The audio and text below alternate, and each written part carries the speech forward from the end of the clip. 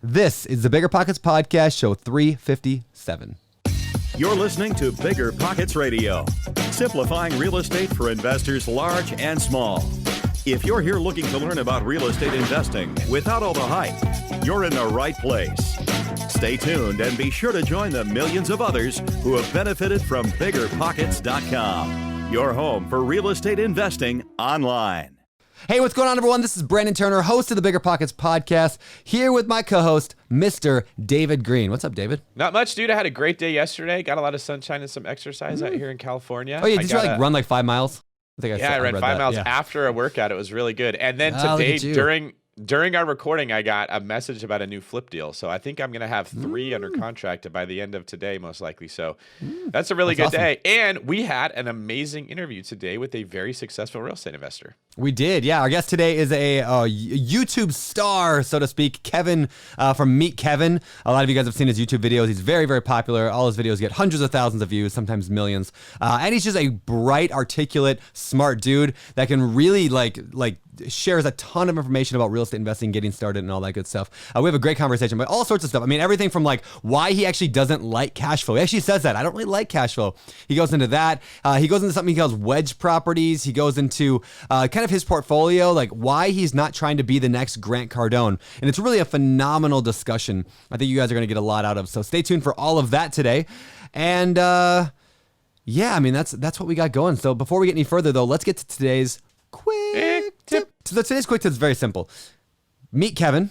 Kevin from today's show. Meet Kevin is a YouTube channel, and we also have a YouTube channel. So go follow both of us right now. Go to YouTube, follow, subscribe to BiggerPockets, and subscribe to Meet Kevin. And finally, now we are ready to jump into this interview with Meet Kevin. Here we go. All right, Kevin, welcome to the BiggerPockets Podcast, man. It has been a long time coming. This is great. Thank you so much for having me. I'm super excited. All right, cool. So let's talk about you and your real estate journey. I mean, I know you're a real estate agent, but you're also invested in real estate. So let's talk, how did you first get into this whole real estate investing thing? Absolutely. First thing was I got my license and I thought, wow, how am I supposed to possibly get clients? It's 2010, turn of 2011. Nobody's wanting to buy real estate. There are tons of properties to be bought, yet everybody's fearful of this double dip recession coming. So I'm like, well, nothing better than a salesperson going, I'm buying right now. So I bought a house. About how? What'd you buy and where? Yeah, so I bought a house in Ventura, California, and It was a $305,000 foreclosure. Of course, there were actually 2 cash offers on it. So it's like, how do you compete against cash with an FHA 3.5% down renovation loan? And I thought, well, I really need a house so I could sell more houses, so I'll just pay more. That works. That definitely, it works what year was this? 2000 and, you said 10? 2011 when I bought and closed the property. So, I mean, it's worked out very well because, Sure. Even when we bought the place, it was a foreclosure. There was no kitchen. The bathrooms didn't have toilets. So at the time when I bought it, I'm even paying $305 for it. If I put 50 into it, the day after I put the 50 in, I knew I could have resold it for $400, $425. So at least I felt comfortable that even in that market, I felt like I had a worst case scenario exit strategy, but that really helped me sell real estate. But then the cool thing that came out of that was, oh my gosh, I'm making more money investing in real estate than I am in sales because you start seeing that equity and that net worth build so fast. It's unbelievable. Yeah, that makes sense. Now, you said a renovation loan. What does that mean for those who never heard that term before? Yeah, so this, and I don't recommend it really for anybody. Right. It's like one of those worst case scenarios, but this was an FHA 203K renovation loan, which is basically where you go in with 3.5% down. So on $305,000, 3.5% down, that was pretty small number, somewhere around $11,000. And then we borrowed about $50,000 for fix up from the bank, which was bundled into our first loan. So really we were putting about 3.5% down on $355. Which, again, super small relative to us being able to now control.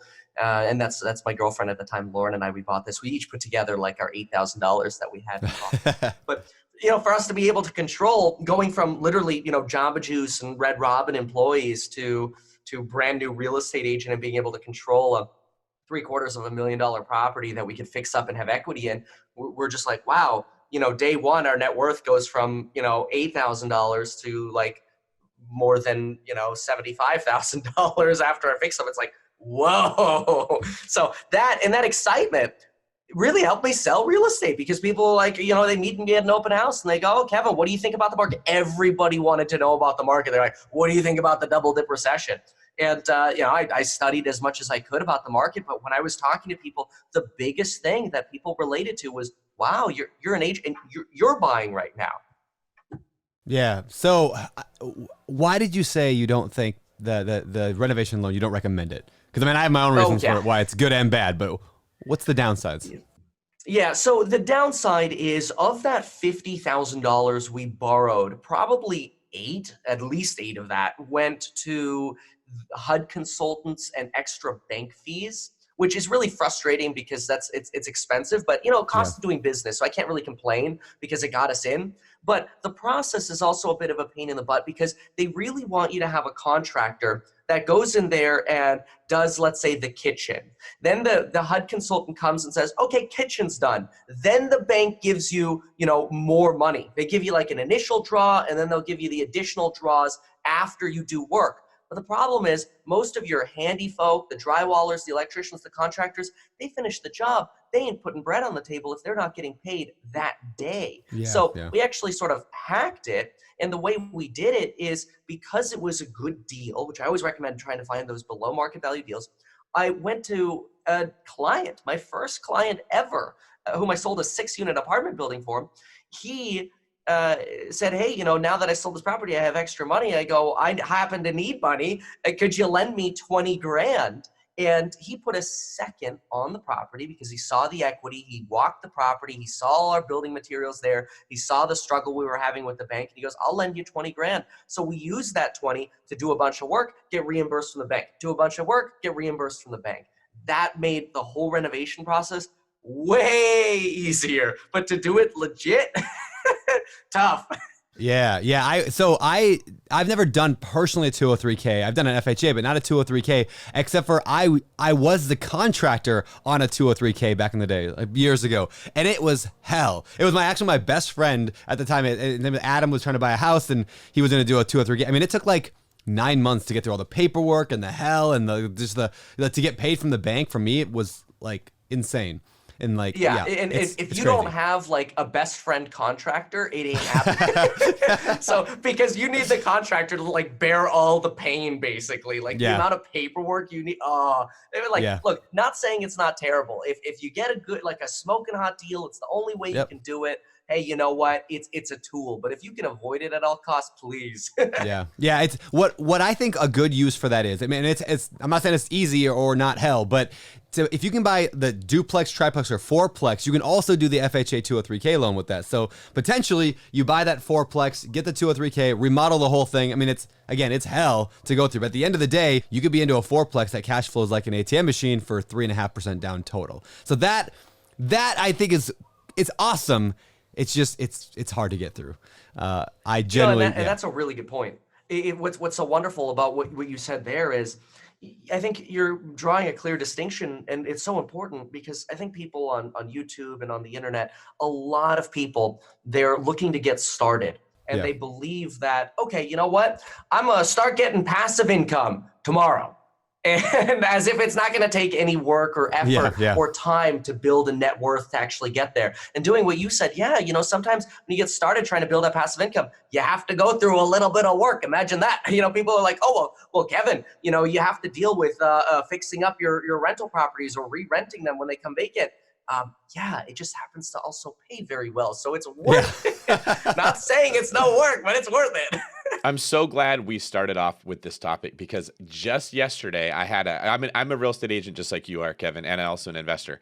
And I had a client who's like, hey, I'm going to buy a house. I want to use an FHA 203K loan. This should be a breeze. And I'm like, okay, I hate to be the bearer of bad news, but you need to understand that there's a principle that sounds like, yeah, this is great. You can get a 203K loan. And then there's a reality that you will hate every single thing about doing this, that there's such a pain in the butt. Nobody wants to do it. Like, Kevin, you hit it right on the head. You better hope that contractor is your best friend, because the government has made it so hard for that to work. It's almost a useless product for most people. And there's a lot of pieces of real estate investing that work that way. You said another good thing, Kevin, that when people focus on, well, yeah, but then I got to do all this work.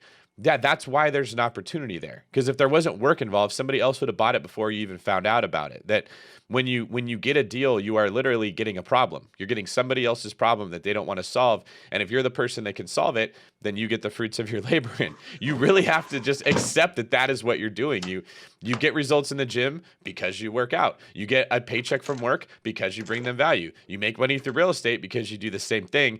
And a 203K loan is not always a great tool to do that. But Kevin, you highlighted what you should do. Okay, that loan sucks. It's going to be very hard. How do I make this easier on myself? Let me go ask somebody for money. How do I know that they're going to be able to trust that I'll pay it back?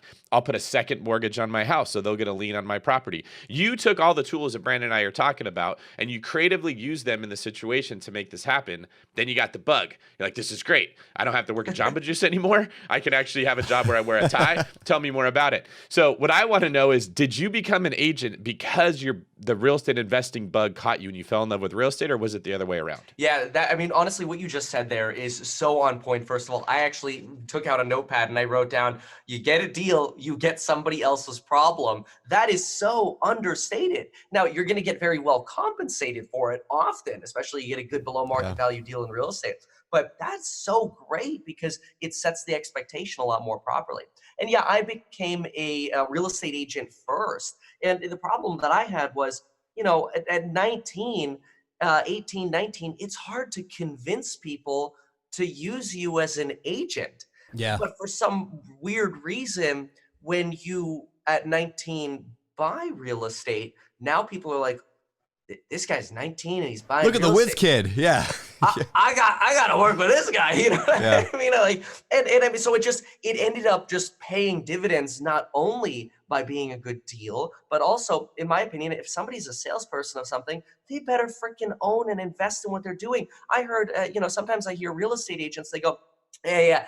I sell real estate in the area here. And look, I'm not trying to bag on people, but whatever. Sometimes I do that. That's why I say don't sue me, girl, right? But it's just what I feel. Sometimes I hear real estate agents, they're like, look, I sell houses here, but I don't invest here. I buy REITs or something else. And I'm like, what? No, it's the wrong message to be sending to your clients, first of all. And second of all, it's not congruent in my opinion. If I'm going to legitimately go to a buyer and go, you should buy this, it is a good deal. And if you don't, somebody else is going to get a lot of money buying it. I have to legitimately stand behind that as if I would put my money on that deal, Yeah, I think that's the key to sales in general. I mean, every good salesperson I've ever known in any field, they actually believe in what they're selling. It's such a so if you're out there telling me, yeah, you should really invest in this type of property, or you should really live here because it'll be a great investment for you and your family, but then you're not willing to do it. You just look like a liar. So. Now, I mean, granted, there are some people who maybe feel like they can't buy because they're like, oh, I live in Southern California. But I mean, obviously, you did it. You pulled it off, right? There's always ways if you really want. What Jim Rohn quote? If you really want something, you'll find a way. If not, you'll find an excuse. That's the thing. I love that. People have every excuse under the sun not to get started. And honestly, I mean, I went live on Instagram one day. Somebody's like, I live in Orange County. I can't find anything to buy. Everything's like $700,000.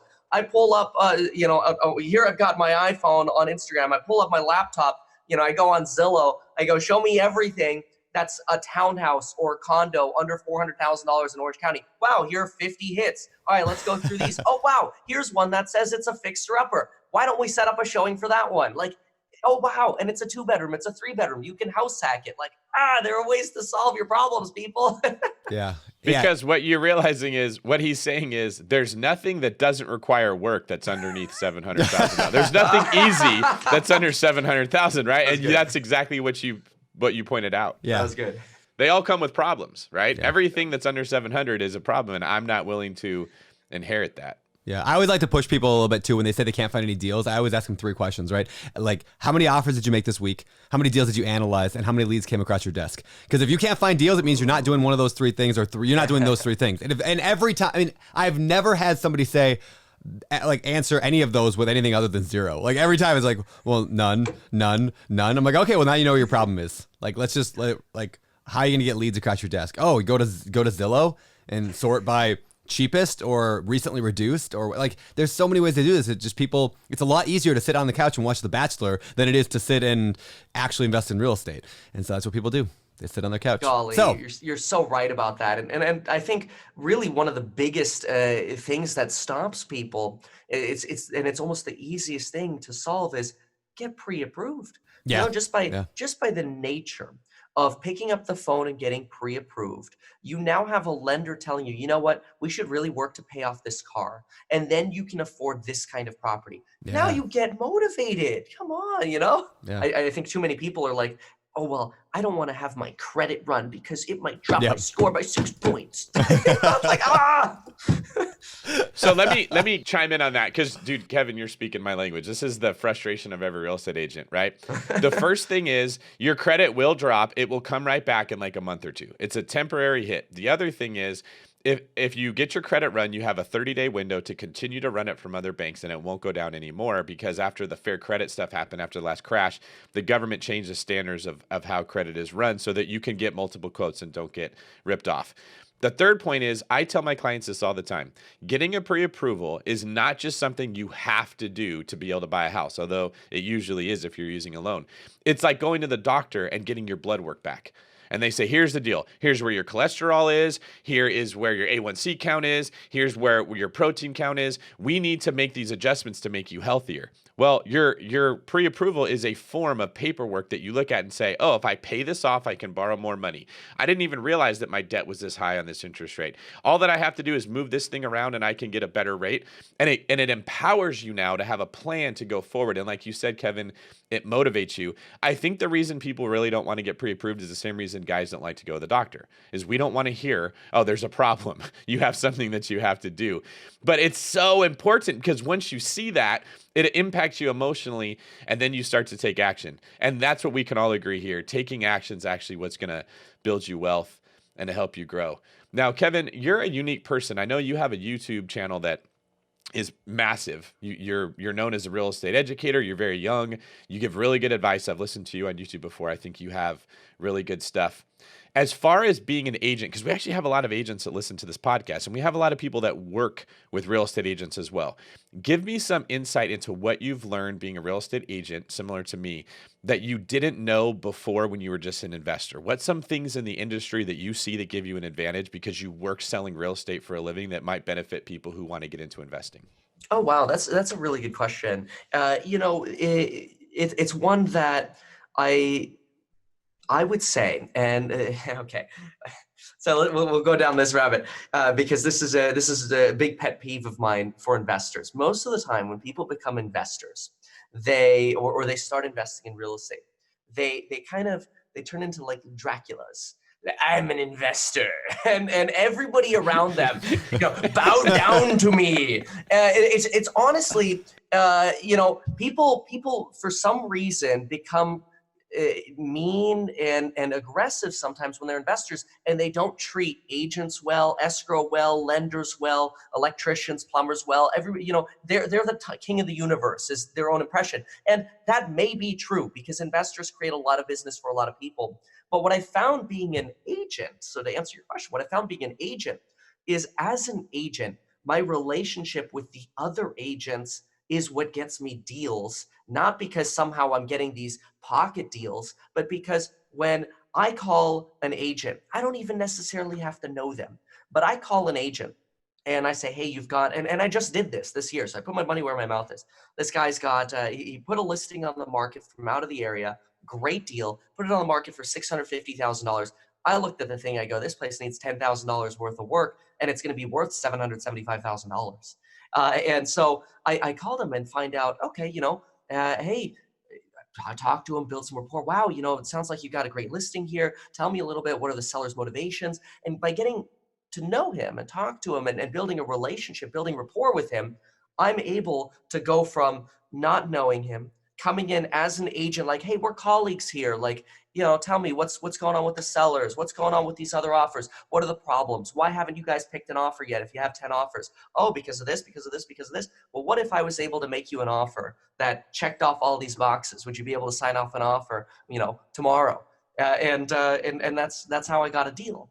So, that's just one of the deals that I bought this year. But the big message that I'm trying to send with that, hopefully clearly, is by going in, a lot of investors, they start with, well, here's an agent. I'm going to pick up the phone. Yeah. So what price are the other offers? Just tell me, where do I got to be? I got all this money ready to go. I'm pre-approved. I got cash. Where do I need to be? And it's very off-putting to agents. When you come in with the mindset that you're going to be in the business for the long run, either as an investor or an agent, because your reputation will travel as an investor too.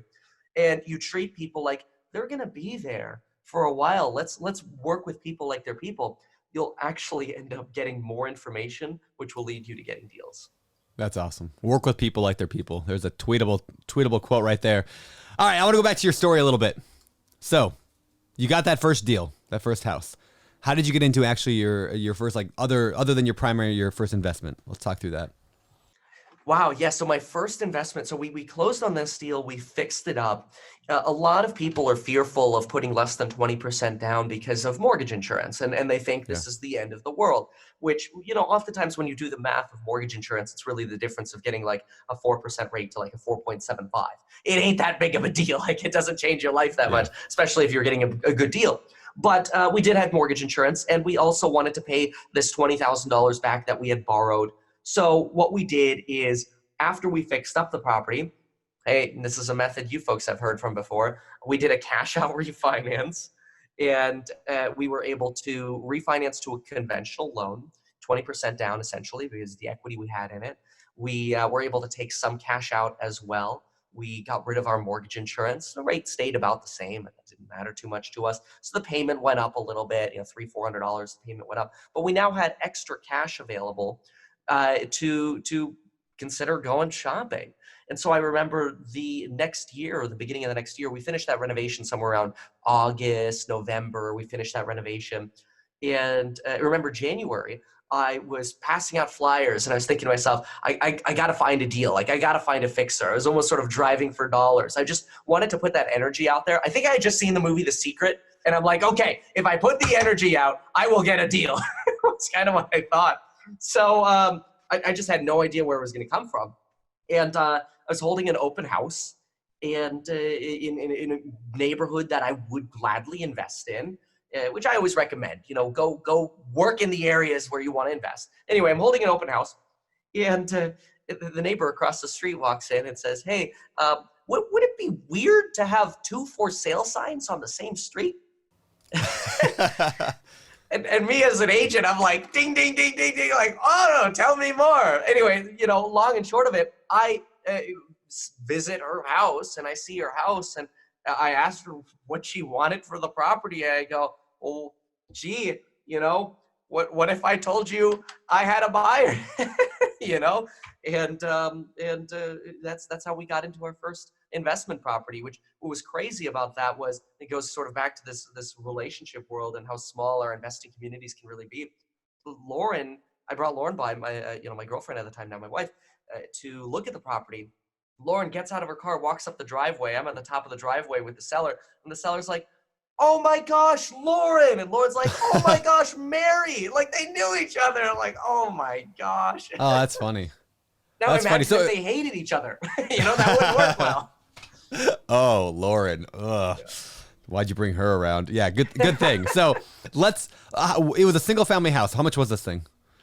Okay, so we bought this single family for $387. So the first one, I'll just backtrack quick. The first one, it was listed for $287.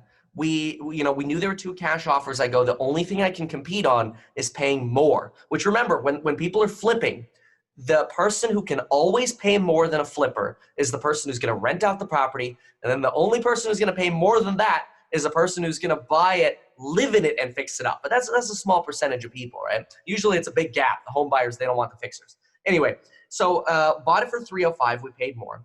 We refinanced it. When we got our refinance appraisal, that was probably somewhere around $450 to $475. We ended up, I didn't mention this, I didn't want to complicate it too much. We ended up getting a home equity line of credit as well because we were able to get that 20% loan, get our mortgage insurance removed, then HELOC up to 90%, which gave us a little bit more money for fix up. The second property was $387,000. it was probably worth somewhere around 475 to 5 with maybe $30,000 worth of work. Okay, that's cool. So what is a property like that in this area? This is in Southern California, right? So what does it rent for in an area like that?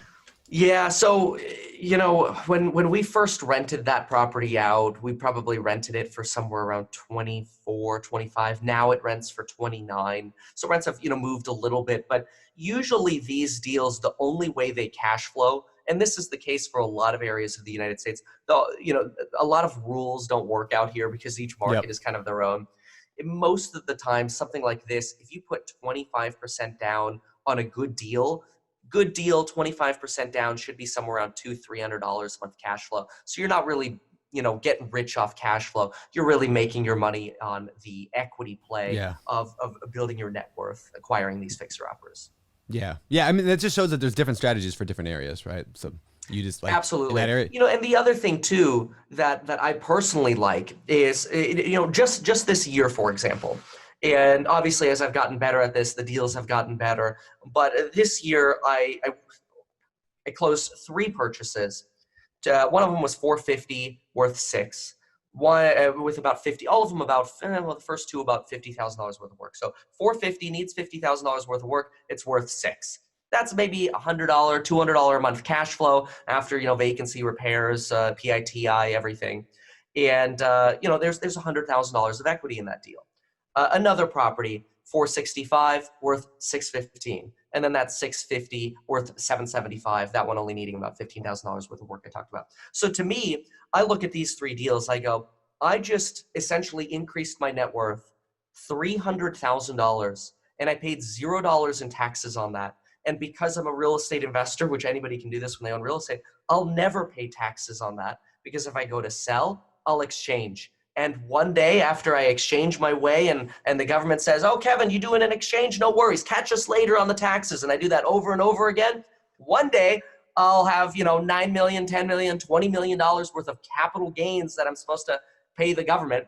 And, let's say I sold them all. I'd have to pay a couple million, $3 million in taxes. That would suck, especially in California. But if I don't sell and one day I happen to get hit by a bus, my children and family will get all of these properties with a stepped up tax basis, and nobody will ever pay taxes on that gains. So because of that, I look at real estate, I go, I just made $300,000 tax free. And people are like, oh, well, how can you use that money? I call up my buddy Bob, like I did the first time. I go, hey, can I borrow $100,000 to go buy another deal? That's awesome. You said something I really want to point out, because I think it's very valuable for especially newer investors to understand.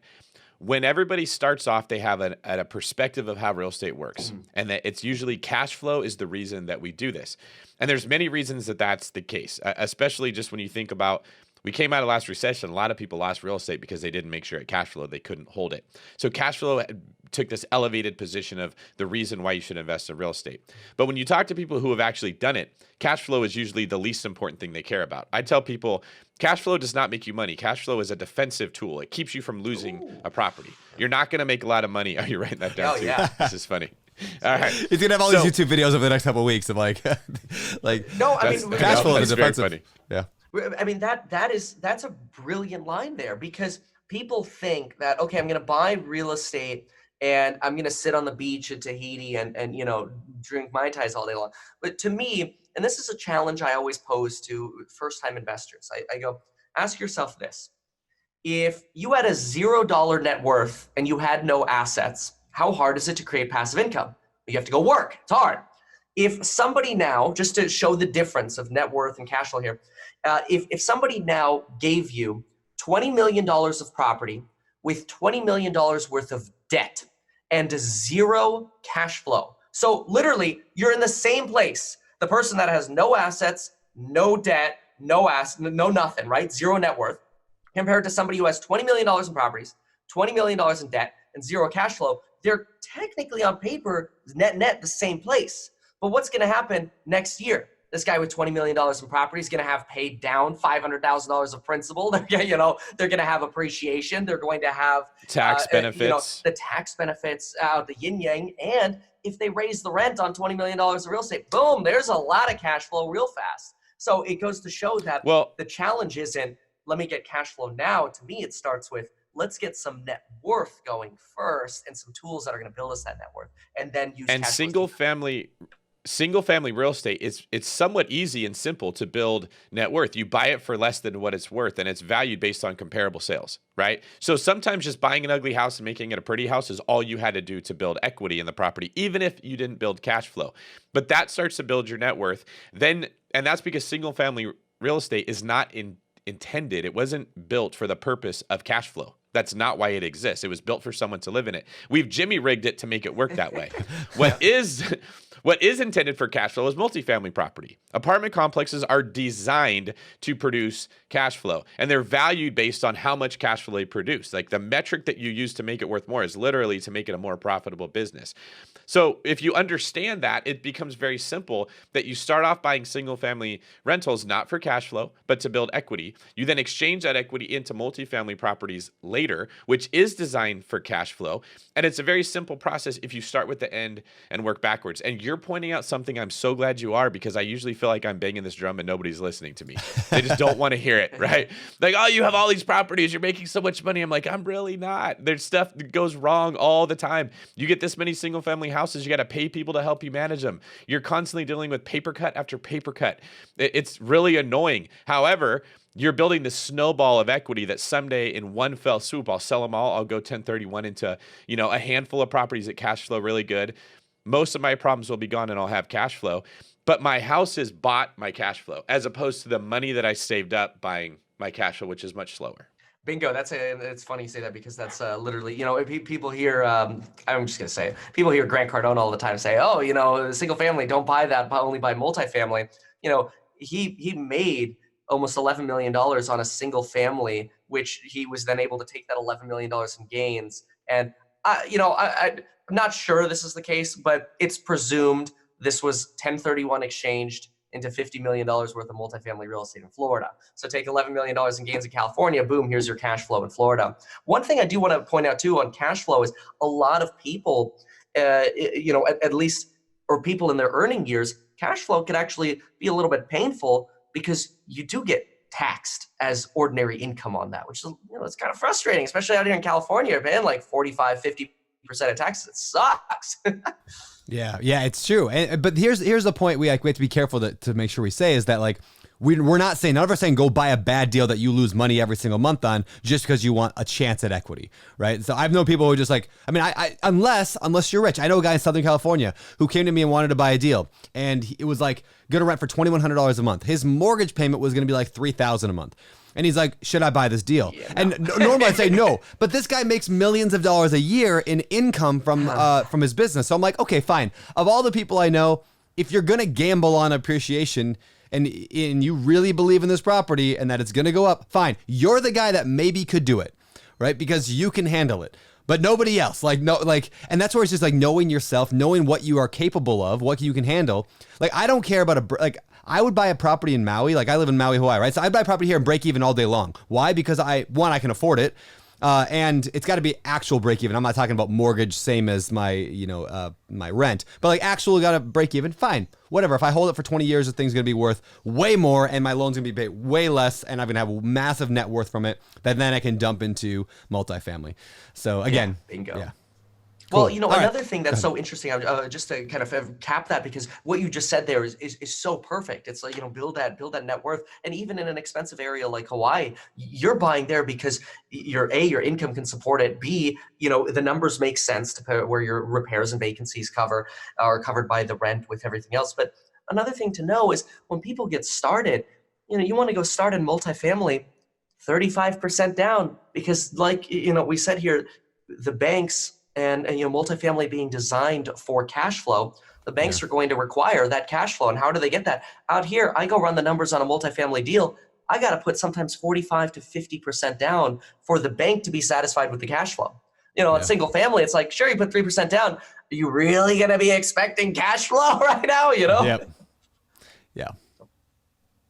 Okay, this is good stuff, and I think people are getting a lot of value out of this. At least I feel really good that we're sharing the truth about real estate right now, and not the infomercial version where it's packaged up so that you spend $40,000 to buy this thing. That, I mean, to make $40,000 in cash flow on these courses, that takes you like 70 years. It's shocking, some of these really expensive programs, and sometimes I have people, they come to me and go, Kevin, I spent actually I went to a shooting range, and the trainer knows I'm a real estate investor, and he said, hey, I'm looking into this $40,000 program that's going to teach me how to flip real estate using other people's money. And I'm like, holy crap, like I can tell you how to do that in the next 10 seconds. You know, like there is no shortage of hard money lenders. Yes. The shortage is deals. You find a deal, you find the money. There you go. You know? Now you said send him a bill for $40,000 and have a great time. There you go. See, that's what we're all in the wrong business. Right now we're launching the Kevin, David, and Brandon course on how to flip houses with no money. It's $40,000. You can send your checks to me. It'll be great. It's $39,000. We'll save you a grand. We'll save you. There we go. For the low price. Yeah. Okay. I wanted to ask you, Kevin, can you tell us what your portfolio looks like and what your favorite parts of your own portfolio are? Yeah. So right now I control $6 million worth of real estate, and it's all single family at this point. Every single year of my career, I've looked into acquiring duplexes, triplexes, fourplexes. Every single time I'm shopping, like I'm shopping right now, I've got money ready to go. I'm ready for my next deal. Every single time I go shopping, I will put on Instagram, I'll show videos like, here I am looking at houses, here I am looking at multifamily. And every single time I go shopping, the multifamily stuff gets, at least in this area, so overbid. And I think it's because you have so much money, especially you look at countries like Europe, where they have, negative growth rates. People are looking to pension funds, insurance companies, everybody's looking to dump money into real estate. And where's that real estate going? Or where's that money going? A lot of it's going into multifamily real estate. They're not looking at the single family space. So a lot of these properties, they're having offers from institutional investors that it doesn't matter how much they pay. It doesn't matter how much a syndication pays for a 20-unit apartment building or a 100-unit apartment building in California, because they make the money on how much money they have. They make their money on how much money they have under management and holding the property for the long term. The buy price doesn't really matter to them. And that's frustrating to me. What I'm looking for, undervalued real estate. In this particular area, multifamily undervalued doesn't exist. Single family, on the other hand, only 11% of people looking at single family are investors. To me, it's like shooting fish in a barrel. It's the same way in the Bay Area. So I'm a real estate broker up here. We help people by helping them find houses. Everybody comes to me with what you said. I want to find duplexes, triplexes, and fourplexes, use the low down payment. It sounds great in theory, and at certain times it works really well. But what you just said is really important. Everybody's playing in that space. I hear people complain all the time. How are they going to ever make money at that price? Yeah. And they don't understand. They don't need to make money. They just sold something and they have $900,000 that they need to put into play in a 1031 so they don't pay taxes. They can break even and save all the money that they were going to be taxed on. To them, it makes sense to pay that price. And when you get into your own perspective and you think about what you're wanting, it's very frustrating. When you step back and you look at the big picture, like what you're saying, you're making no money on your money in the bank. There are tons of people who've raised a buttload of capital and they have to put it somewhere, and they can earn enough cash flow to break even or make a tiny little bit so that makes sense for them. When you're the little guy trying to get started, don't go compete with these people that have a ton of capital and a ton of experience and all these advantages over you. You got to find the place to hunt where there's less people looking for the game. And that is absolutely single family. So what we do is we look for areas with like a split level single family house that can easily be managed like a duplex. It's got a finished basement and a top house, and maybe we put some drywall in the top part of the house and put a kitchen on the other end of it, and we just turned it into 3 units. Now, it's not technically a triplex because it's not zoned for multifamily. You wouldn't be able to use the income from it to qualify for the loan, but if it's in a price point that you can qualify for, I can find you something that will make you cash flow and make that deal, as opposed to just looking for something that's labeled a triplex that every other investor is getting in their search. And that's the way you got to be. You have to be different. You got to look in places other people aren't looking. Now, I completely believe we will hit a recession at some point. I don't think it's right around the corner like some people do, but eventually it will happen, and there will be the fish in the barrel. Those multifamily properties will be dropped in value. The investors will want their money out. The people will be selling them. They'll go to foreclosure. That's the time that you go buy those deals. Why not build equity in the single family space in the meantime so that your gun's loaded, so to speak? So when those opportunities come, you can move on it rather than just sitting around and complaining that, oh, it's so hard. The deals go so fast.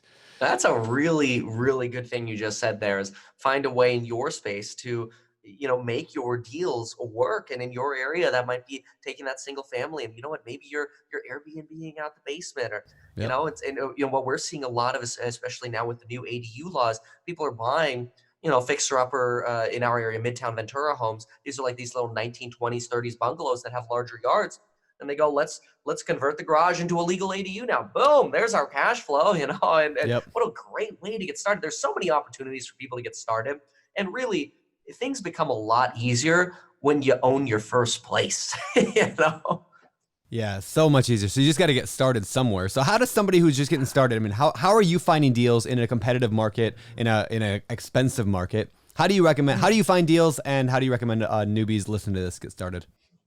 Yeah, to me, there are dime a dozen opportunities. And when I look statistically, let's throw the numbers out. We have about 1,000 sales per year in the city of Ventura.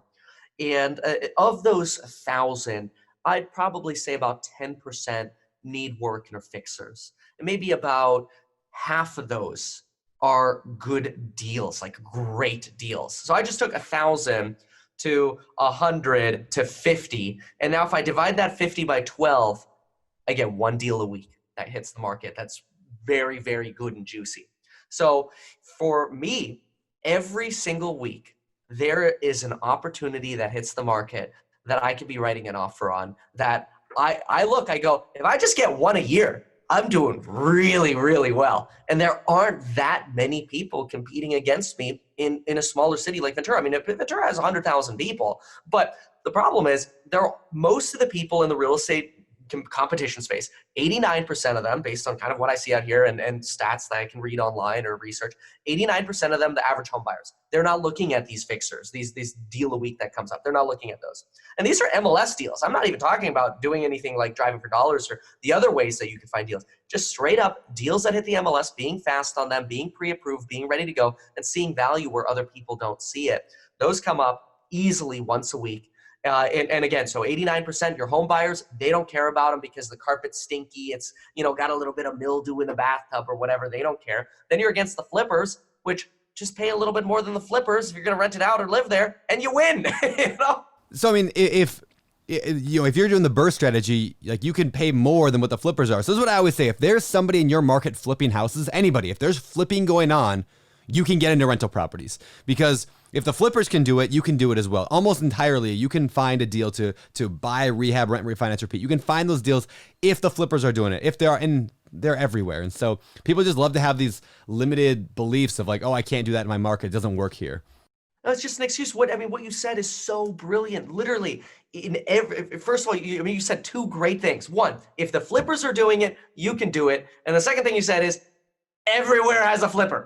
Yeah, for sure. All right, so let's talk about, so that's, what do you look for? I mean, like, specifically those deals of the week that come up. I mean, you kind of mentioned a few things, but let's say, like, give some people some actionable, like, this is what I look for that makes me go, yes, I'm going to go and analyze this deal. Okay.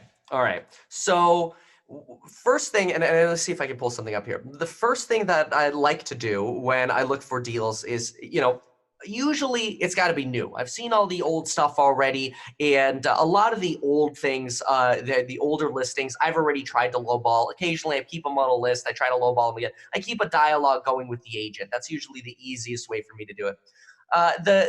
Generally, though, the deals that I buy are the deals that they hit the market. I'm there the first day. They get other offers, but I don't get discouraged by the other offers. I see the other offers as, and this is maybe just a mind twist, but I see the other offers as my safety net. If other people are writing offers, other people see value here, and that's good. I know I'm going to beat, again, like those home buyers, they're usually not writing offers on this, but let me show you what I'm looking at. So let me see if I could do this. So if I press this button, that button, we should have an example. I do see it. This is an example of a property that I just bought. And, you go in here, you go, okay, there's no flooring. So the way the agent sold this property is it has to be cash only because they ripped the carpet off. I mean, the old asbestos tiles are here. You got this kind of, you got the acoustic ceiling, you've got the older fireplace, everything's kind of disheveled here. This is the kitchen. Everything about it, most people are going to look at this and go, oh, gross. It's old. We got to demo everything. We got to tear everything out. You go kind of walk over towards this way here. You literally have your blue bathroom tiling, which is kind of nasty too. And they even, to match over here, have, where is it? There it is, a blue toilet. You can kind of see the blue toilet bowl right there. Beautiful. I mean, just everything about it is just nasty. This is money to me.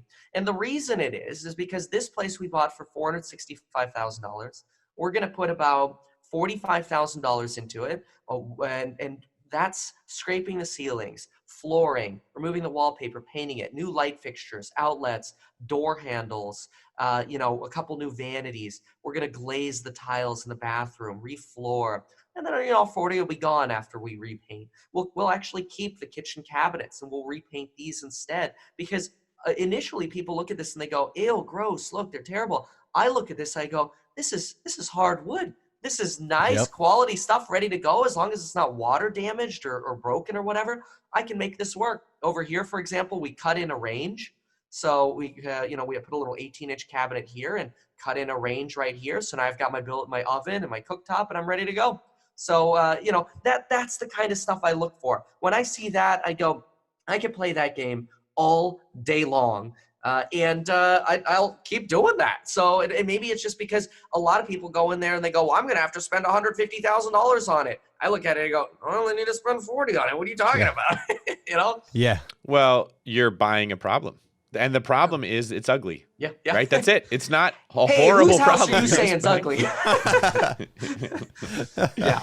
No, you're 100% right. And that problem, it looks worse than it is, right? And you got some experience, so what you're seeing is, okay, this is a facelift. I just need to go put makeup on this thing. That's not a very big deal. Yeah. So I love the fact that you just showed us a deal that makes a ton of sense. There's a ton of equity in there. It scared everybody else away because it wasn't pretty. Well, you can make it pretty. That's like the best problem to solve. Yeah, exactly. I'm going to see if I can, just probably take a second. I'll see if I can pull up a partial after that I have, but if not, no worries. But basically what I described to you is what we did. And yeah, exactly. Maybe it's just because I look at these deals and I don't go in there and I say, my favorite thing to buy, and this is my definition of sort of your wedge deal. And it's very much like this deal. I go in, I open up, like everybody else, they're looking at all the nasty stuff and the smell and the lack of carpet and stuff like that. I look at it, I open the furnace closet, I go, brand spanking new furnace. I like this. I look at the roof, I go, that roof is pretty good. We're going to put on new ridge caps for $1,800. That roof's going to kick it for another 10, 15 years. And you look at the foundation, all the expensive things are good. Grounded electrical, the expensive stuff is good. And, the cosmetic stuff is, I think, what people dramatically overvalue. And that creates an opportunity to even get on the market deals for a dramatic discount. I've had so many people I've talked to. One specific, I remember a friend of mine said, we walked into a condo and just took one sniff and we walked right out. And I was like they were trying to buy an investment property and they're like, we took one sniff and walked right out. And he was out they were kind of proud of themselves because they didn't want to I was like, no, that's my favorite thing in the world. And condos are like the safest thing to buy if you think about it, because you're sharing responsibility for the roof and the plumbing with everybody else. It's like a great way to start. I got two condos right now that I'm flipping, but I'll hold them as rentals all day long if I have to, if the market changes. Because I like the idea of the condo. There's some annoying things you got to be aware of, but overall, the HOA.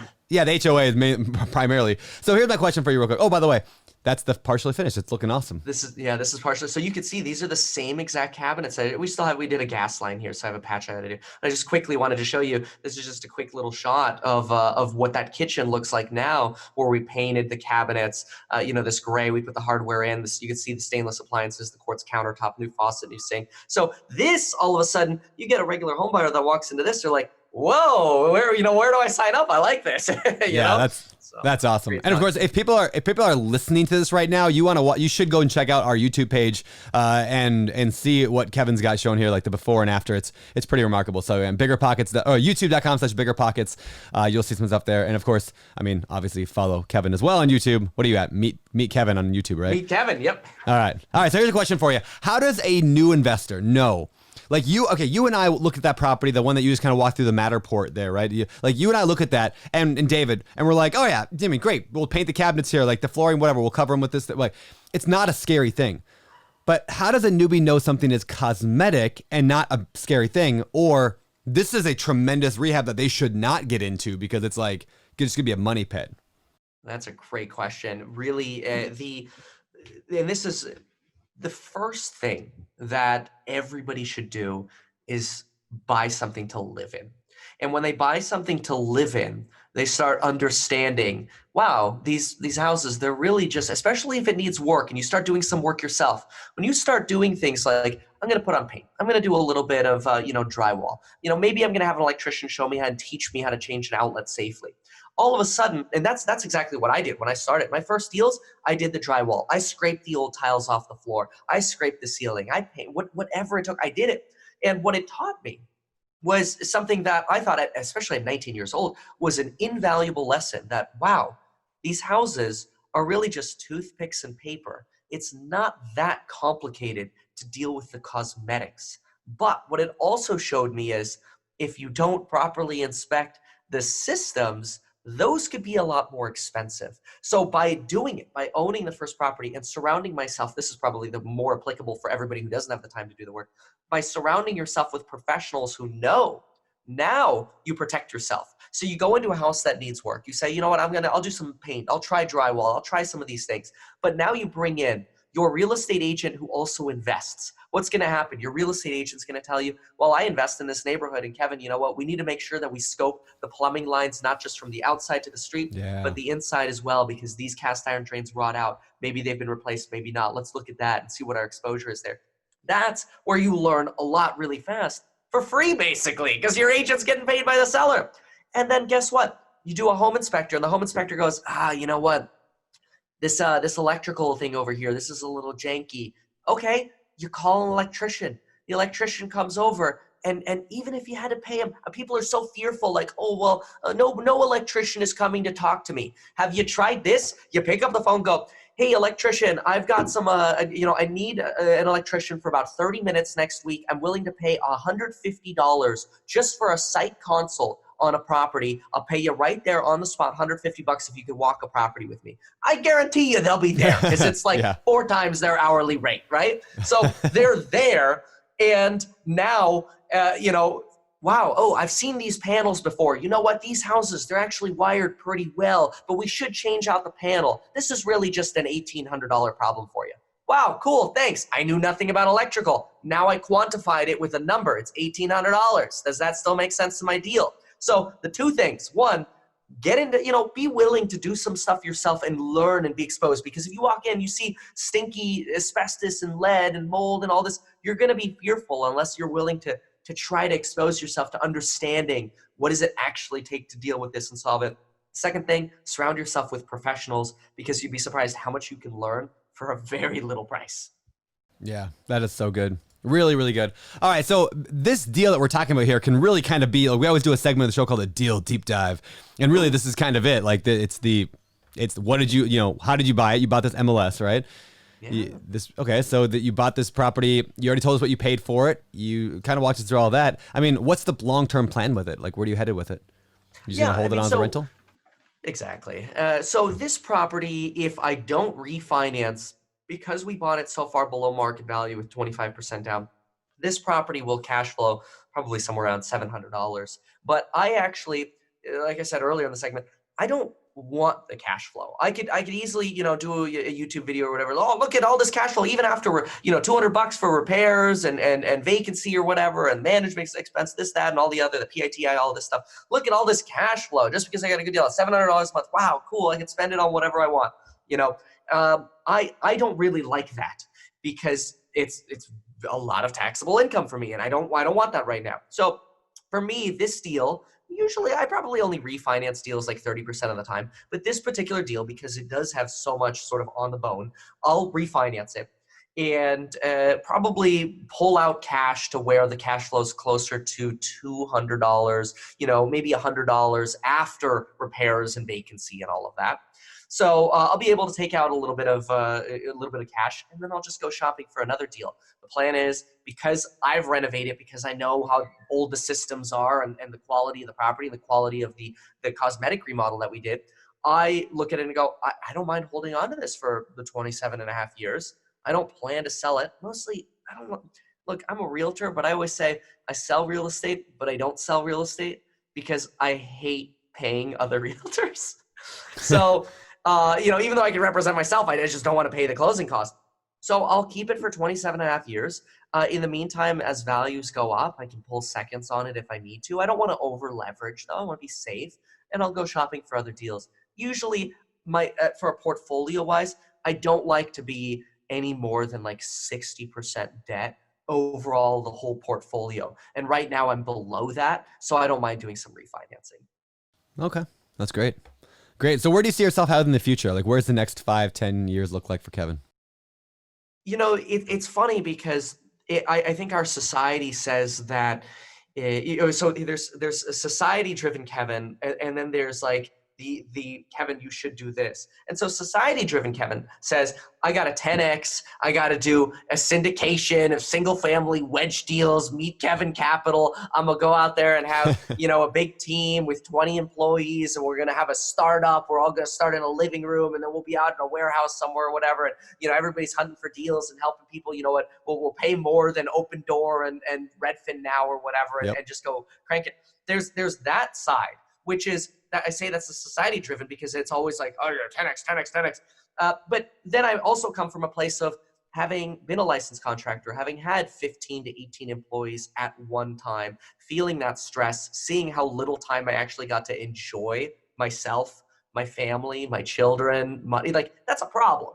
So then there's the other Kevin, which is like, wait a minute, this is such a good formula. Just buying these simple, like basic little deals, building your equity so fast, renting them out, and then just enjoying life. Like, it doesn't take that much effort to do these deals, Yeah. So it's like, just keep doing that. I know that's more of like the boring answer, but honestly, that's just such an easy thing. I'm one of those people though that I do get bored easily. I'm constantly like, what's next? What's next? What's next? And I think that's dangerous and risky because that could make me very unhappy, where right now I'm in just such a happy place where I don't have to go crazy like that.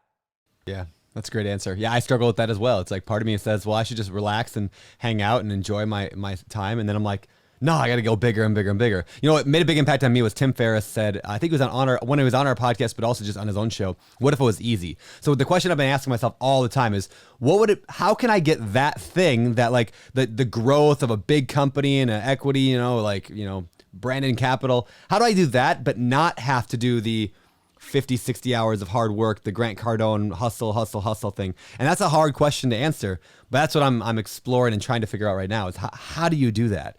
And I think in part, it's a hard question to answer because it's relative. I mean, like, I'm not trying to say this about your goals. Just in general, usually it's very unrealistic. People, I think they think, all right, well, I just want to work 4 hours a week. I'll have a startup and I'll be rich. It usually doesn't work that way. Yeah, I mean, you look at Elon Musk sleeping on the floor of his offices, right? And I'm not trying to compare myself to him, but when I in 2015, for example, the year I sold the most real estate that I'd ever had in my career, and had employees and had all these other business ideas and stresses going on pre-YouTube, I look at that time and I go, yeah, there was money success, but it came at the cost of working 90 hours a week, not 4 hours a week. And I was really unhappy. Yeah, really, really good point. So yeah, really good. All right. Let's head over to the next segment of our show. It's the fire round. Fire round. All right, this is the fire round. These are the questions that come direct out of the BiggerPockets forums that we're going to fire them at you and see what you got to say. So Jordan I'm not sure where he's from, but Jordan said this. Oh, I know. That's what he says it in the question. Jordan said, "Where in California are people having the most luck finding cash flowing properties? I'm in Central Coast, and it seems like the costs are simply too expensive to make the numbers work." This is the sort of the generic scenario that we get all of the time. People look, they go, well, if I'm going to put 10% down on the deal, this isn't cash flowing. That's it. I'm just not buying real estate. Well, of course, the two things, the only two ways you're going to get cash flow in Southern California, Central Coast, or NorCal, anywhere along the coast, the only way you're going to get cash flow is one, below market value deals to where the cash flow now makes sense, or number two, you put more money down. All right. Very nice. This next question is from Sin Kai in New York City. I have never purchased a house in my life. So where does a buyer's real estate agent role and responsibilities end for the commission they get paid? I like this question. Is it their responsibility to arrange the city code inspection, the regular inspection, communicate with my attorney and title and closing company, etc.? Okay, interesting. Yeah, so and every real estate agent is different. You're going to have and I'm just going to say it because it's real. Usually what I found in my experience is the larger teams, the real estate agent teams, they're so busy that oftentimes they can't go to that level of providing more value to you. Not saying don't use teams, but I found a lot of the really busy agents where their phone is ringing off the hook with people asking to work with them. You know, you're going to oftentimes get a little bit of lesser service. Not always, but that was what I found. Generally, what I found is if you find an agent that's not overly busy, invests in real estate, and maybe this is a unicorn, but I don't know, invests in real estate and isn't overly busy, but is out there, you know, looking for deals for their clients, these agents can oftentimes provide you a lot more value. And these are people that you really, you know, the way the question was phrased, and just reading between the lines here, makes me think that this is somebody who's doing a cost-benefit analysis on their real estate agent. They're going, okay, well, they're making this much money from my purchase. They should do this, this, this, and this for me. And I think it's the wrong way to look at it. I think if you find that agent who invests, and that agent that's working with you directly, it's not an assistant, it's not a team member, that agent who's working with you directly, that agent, it should be a lifelong relationship for you. I have clients that I know their tax returns. I know their finances. I know how much money they have, how much their businesses make. And for these people, when they call me and they say, Kevin, hey, you know what? Who's the plumber of choice this week? They could call me 3 years after they bought something. I'm there for them to help because I've created this relationship with them. And I think if you look at a real estate agent as a long-term money-generating relationship, then you'll look at real estate a lot better than what I'm worried in the direction you might be going. Yeah, great answer. All right, number 3. The last month I've been getting my butt kicked with tenant complaints, repairs, high vacancy. What's a bad rental situation you've been through, and how could you have prevented it, or what would you do differently next time? So they said, I hope, what would you do? Or like, how do you deal with just rough times? Yeah, it's, it's tough for me a little bit to relate to because I drive myself so crazy in my pre-screening stages. And I'm not saying that they don't pre-screen properly, but one of the things that I've found that I've loved about these single families is I'm buying median priced single family homes and I'm pre-screening people to where I know they have excellent credit. Maybe they own property somewhere else. They're gainfully employed and they meet all of these criteria that I usually don't have headache tenants, A. B, I don't buy a property and rent it out as is. There are a lot of investors that I know, they buy a property, they rent it the way it is, and then they say, oh, if something breaks, tenant can call me. Well, yeah, then you're going to have issues. So those two things, the pre-screening of the tenants, the quality tenants, keeping the properties properly renovated is helpful, even if that means you have to rent slightly, a little bit below market value rent just to get a good quality tenant. You're now going to minimize that turnover. But the other thing, and this is possibly a risk, and I'm going to try to help in that scenario, this is another possible risk. When I hear somebody saying in that question, phrasing the question high vacancy, they're probably dealing with units. And one of the problems that I found in units is people get started with smaller units, like studios, like tiny things. These are always going to have high turnover. So you have three possible issues here that could be longer term things that you might want to solve. And that's making sure they're properly renovated, making sure you're properly, getting those higher quality tenants, doing the renovation to attract the higher quality tenants, because high quality tenants don't want to live in crap, and then maybe increase the size of your unit. Now, once you have those three things solved, what do you then do when you're dealing with these rougher times? You suck it up, and it's called real estate ownership.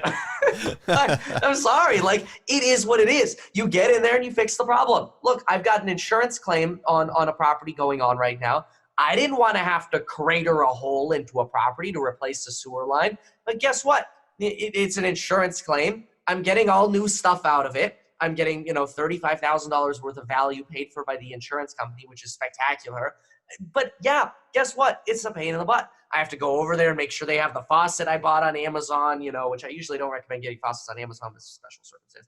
I got to make sure everything's coordinated. It's work, but it's still a good deal, and I'm still coming out ahead. Yeah, great answer. Awesome. All right, last question. All right, last question. Which apps or online tools do you use the most in your real estate investment business? Is there a specific system that once you set it up, it saves you a ton of time and headache? So I'm like the opposite when it comes to apps and stuff. I'm very anti, I hate to say it, but I'm very anti spreadsheet. I'm anti, programs. I'm anti pretty much everything tech, because when it comes to the deals, what I've found is when I go through with the spreadsheet, I oftentimes, in the past, I've misvalued properties because I wasn't able to incorporate kind of, the what's the market doing at this time, and sometimes these intangible values in terms of my market valuations, like competition and how am I going to make sure I'm not overpaying. Sometimes the spreadsheet can miss that for me. But also on my renovations, when I walk through a property, the way I do it is I create a new spreadsheet every single time. I take my laptop, I stand there, and I look around. What do I have to do? And I look, okay, panel, the roof, the flooring, and I write everything down before I ever even write the offer. I do a custom spreadsheet, and I just kind of write down, okay, I see I need to do outlets, I need to do this, I need to do this, I need to do this. And it to me, rather than being focused on an app or program, I focus on the property itself. Now, I know sometimes that could be like, oh, well, what if you don't think of something? What if you don't see something? And I guess that's where you want to surround yourself with that circle that helps you, the agents, the contractors, the professionals. But the most important things that I do use in terms of apps are the Zillow mortgage calculator, just solely because I see what interest rates are doing every single day. I can kind of see that up and down. I like that a lot. And then usually, and aside from the MLS, and as much as I'm not a fan of Redfin, especially in the realtor community, they're big competitors, their app is fast. So when you're looking for new deals, their notifications for deals that hit the MLS, fast. So those are the two things I use. But outside of that, I don't use anything. All right. Well, good answers in the fire round. Now it's time for the last segment of the show. It's our famous four. These are the same four questions we ask every guest every week for going on almost, 7 years now or something like that? It's crazy. Let's hear what you got to say. Number one, Kevin, do you have a favorite real estate, specifically real estate related book? Ooh, it's a tough one to answer because I've read so many. The difficulty that I found is markets are so dynamic that a lot of people will read books. And the nice thing is, you guys have an excellent selection of books, and I've read some of your books on rental property investing. They're great, and they take you from this place of zero knowledge to a good baseline of knowledge, which I love. Yeah. If you don't know real estate, this is so great, or if you have courses online or whatever, there's such great ways to go from zero to a good amount of knowledge. But oftentimes I struggle a little bit with finding, if I only zone in on books, I miss my local market opportunities. And that's where oftentimes I try to drive people. I go, what can you do to get out there and get involved with a circle of people that are going to help you get deals? How are you going to find those agents that are out there hunting for deals? And that's usually my preference over books. Seriously, your books, Great. I'd like, so I hate giving that answer because I like you guys. You guys are awesome. Okay. But that's my answer. But no, I think if there was a choice between reading a book or going to a local meetup, I'd go to the local meetup all day long. I'd tell somebody, go hang out with real investors in your local market. And again, baseline, great, but get out there. All right, number 2 then. David, you want to ask it? Number 2, do you have a business book that you really like? Oh, man. Yeah, so I really liked the Good to Great series. There's a Good to Great, Built to Last, and there's one more. It's like a trilogy of books. I can't remember. Yeah, it wasn't like great on purpose or something. I don't remember. Yeah. So exactly. Like those were really, really good, and they gave me some good perspective. I'm also a massive fan of Malcolm Gladwell. Blink is a good, really, really good one. And so things like that. Awesome. Okay. When you're not selling real estate, walking properties, playing with your kids, making awesome content, what do you do for fun? What are some of your hobbies? Wow. Yeah. If what's funny, and it's probably a curse of being an entrepreneur, is you're almost always thinking about work. You're always thinking about like, oh, is there a new Redfin notification for a deal or an MLS email? Oh, and this is a struggle. Even when I'm with my kids, I'm trying to have fun playing Nerf guns, which I love with them. I'm still oftentimes thinking about, got to get some content or got to deal with this with a property or whatever. Outside, like if I could just remove every distraction, which sadly lately I haven't had very much time for, the things that I really like, paintball and Call of Duty. I like it. All right, last question from me then. What separates successful real estate investors from those who give up, fail, or just never get started? What separates successful real estate agents from the ones that give up or fail? Well, those things all relate back to almost the truth in any business of life is you got to be tenacious. You got to get through the crap. You are going to have bad deals. You are going to have hurdles that come up that say, I should not do this. Let me just make this very, very simple. Go back to that first deal. So we started out this podcast by saying, I got this great deal. It's really easy and exciting for me to talk about that in hindsight. But when I zoomed into that deal, what I didn't mention is we started that escrow, I think it was like in February. We didn't close it until July or August. It was like a 6-month transaction. And there were so many parts during that transaction where, this is a Bank of America foreclosure at the time. There were so many parts of that transaction where I go, that's it. This just isn't meant to be. I'll never forget standing inside of the house. And when I go inside a house to look at it, I usually lock the door behind me and I take the key inside. Because I don't like people, I'm in a showing and people will literally just stroll in. Oh, I thought it was an open house. Really? There was no sign. Yep. Anyway, so going back to that emotional stuff, I'm inside the house. The house is locked.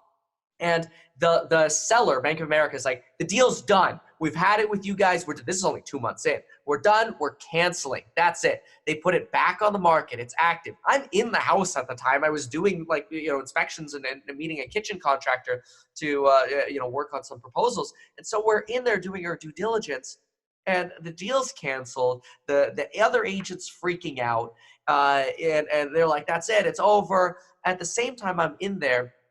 2 other people show up, and they've got this like investor vibe, like they've got that investor look, and they're walking around here in California with their shorts and their t-shirt, their polo, and they're kind of like doing the look in the windows and like looking around at the eaves. And at that moment, the despair I felt, that utter defeat of like, wow, I thought this was going to be a defining moment of my life, and now it's trash, it's horrible, I'm a failure, was so, it's something I've never shared before. It was so miserable that it looking back now, I could look at that time and go, wow, I'm so glad I didn't give up. And I fought to get that deal reactivated and kept going. And that's the advice I'd give for everybody.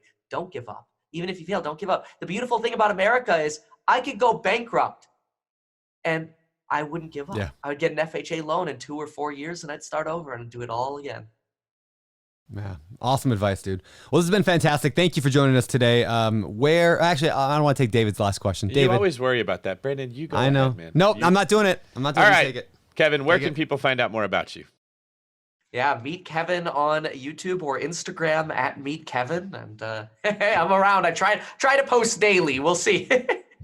That's awesome. Awesome. You have a great channel, and yeah, everyone go follow Meet Kevin on YouTube and Instagram, and Very cool. Thanks, Kevin. Thank you. All right, and that was our episode with Mr. Kevin. How do you say his last name? Paffrath? I believe so, yeah. All right, I just know him as Meet Kevin. So, Kevin, yeah, it was an awesome show. I like that guy a lot. I've been following him on YouTube for quite a while, and it was awesome to finally get him here on the show. Last name Kevin, first name Meet. There you go. I don't think that's how it is. All right, so anyway, great show today. Again, go follow Kevin over on YouTube at Meet Kevin, or just Meet Kevin on YouTube, and at Meet Kevin on Instagram. And while you're there, follow David Green at DavidGreen24 and BiggerPockets at BiggerPockets.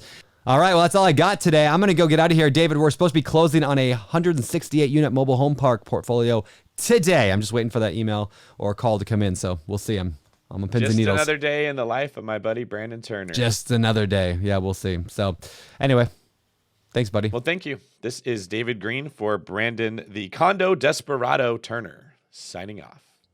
You're listening to BiggerPockets Radio, simplifying real estate for investors large and small. If you're here looking to learn about real estate investing without all the hype, you're in the right place. Stay tuned and be sure to join the millions of others who have benefited from BiggerPockets.com, your home for real estate investing online.